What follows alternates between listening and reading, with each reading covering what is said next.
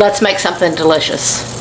For this Orzotto, we are going to basically make a risotto out of orzo instead of rice, so it takes a lot less time. In this pot, we have a tablespoon of salted butter and a tablespoon of extra virgin olive oil. And to that, we are adding 1.5 cups of orzo. Now we are going to stir that around and let it get all nice and coated in the fat, because you want it to get nicely coated and start to get warm. Now to this, we are also going to add some salt, because believe it or not, it's going to start sucking in salt right now. We are going to give this a nice good pinch of salt. Well, a couple good pinches of salt. You got to remember, pasta doesn't come seasoned.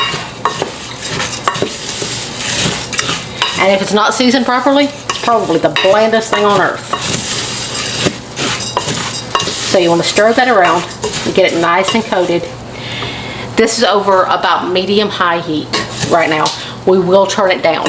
Once this starts getting coated and you hear it start to sizzle, we'll turn it down when we start adding our stock. Because you want to have 3 cups of nice warm chicken stock ready to go in. Now we are going to turn our heat down to about medium to medium low, because otherwise this is going to start steaming up really fast and you'll probably get burnt by the steam, so you want to slow down the cooking. Now we are going to add just a little bit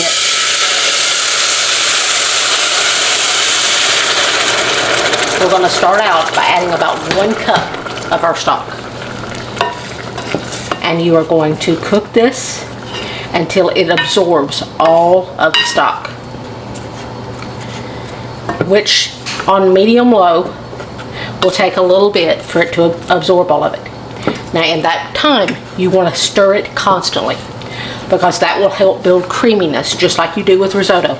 It will help build creaminess. If you just let it sit and absorb it, then it's not going to be as creamy. So you want to make sure you stir it the whole time. And remember, this is not going to take near as long as regular risotto. And as you can see, some of that orzo toasted a little. That's just going to add more flavor. Now, as you can see, most of our stock has absorbed. So now we are going to add about 1/2 cup more. And at this point, you're going to start adding it in 1/2 cup increments. And just keep stirring and keep adding until your orzo is nice and tender and it's nice and creamy.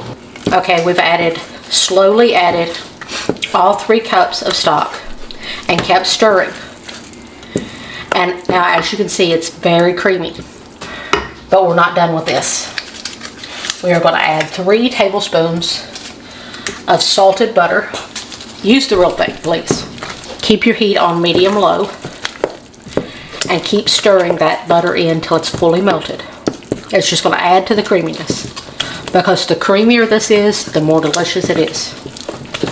Just like risotto, but it's a much, much faster version of risotto. This takes risotto, which is a weekend meal, to a nice weekday side dish. Now to add more creaminess, we are going to add about 2 tablespoons of heavy cream. You don't want more than that, because you don't want the creaminess to rely solely on the heavy cream. You want most of your creaminess to come from where you stirred it and worked everything right. That way the starch came out of your pasta right. And look how glorious that is. Now we add my favorite part. We add the Parmesan cheese. I am using real Parmesan Reggiano. I highly recommend that. But if you don't have that, you can use the other stuff. Even the green can, although I'm morally opposed to it, that was about 3/4 cup of finely grated Parmesan Reggiano. And now that's just adding more to the creaminess. See, look how creamy that is. That looks delicious. I think I could jump in that pot and eat my way out. Now look at that. Isn't that gorgeous? So creamy and so flavorful. I tasted it. Doesn't need any salt. Doesn't need any pepper because I added a little salt and pepper when I got to the last addition of stock. Now it's ready to eat. And remember to come back next time to Angela K's Kitchen, where I take you from gourmet to everyday and everything in between. God bless. Time to taste this beautiful Orzo.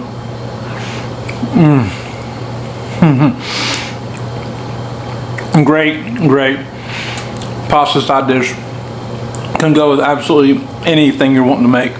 So delicious. I've always adored that. Angela K puts it with chicken parm. It crushes every time.